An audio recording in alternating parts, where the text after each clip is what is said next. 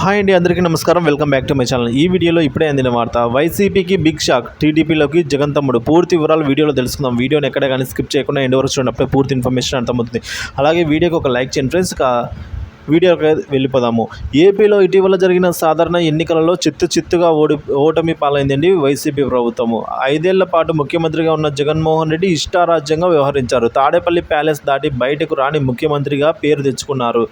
కేవలం సంక్షేమంతో తాను తిరిగి మళ్ళీ అధికారంలోకి వస్తానని అతి నమ్మకంతో అభివృద్ధిని పూర్తిగా విస్మరించారు.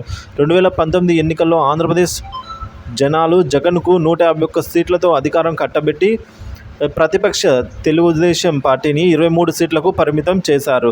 అయితే ఇప్పుడు తెలుగుదేశం పార్టీ కంటే ఘోరంగా వైసీపీని 11 సీట్లకు పరిమితం చేసి జగన్కు ప్రతిపక్ష హోదా కూడా రాకుండా చేశారు. ఇప్పుడు ఏపీ అసెంబ్లీలో వైసీపీకి ప్రతిపక్ష హోదా అనేది లేకుండా పోయింది. జగన్ నిరంకుశ విధానాలతో సొంత పార్టీకి చెందిన నేతలు చాలామంది విసిగిపోయి ఉన్నారు. సొంత పార్టీ నేతలే కాదు, జగన్ బంధువులు సైతం ఇప్పుడు జగన్ను నమ్మే పరిస్థితి లేదు. తమ రాజకీయ భవిష్యత్తు కోసం తమ దారులు తాము వెతుక్కుంటున్నట్టు తెలుస్తోంది.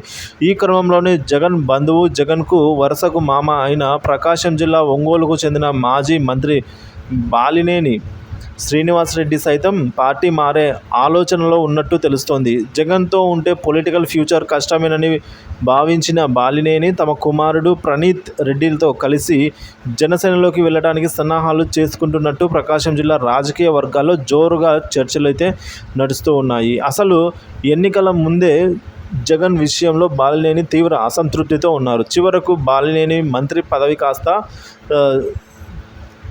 పదవీ కాలాన్ని సైతం జగన్ 2.5 సంవత్సరాలకు తగ్గించారు. ఆ తర్వాత ఆయనకు మంత్రి పదవి కంటిన్యూ చేయలేదు. సరికదా, బాలినేని ఎంత వద్దని చెప్పినా కూడా జిల్లాకే చెందిన ఆదిమూలపు సురేష్ పదవిని మాత్రం 5 సంవత్సరాల పాటు కంటిన్యూ చేశారండి.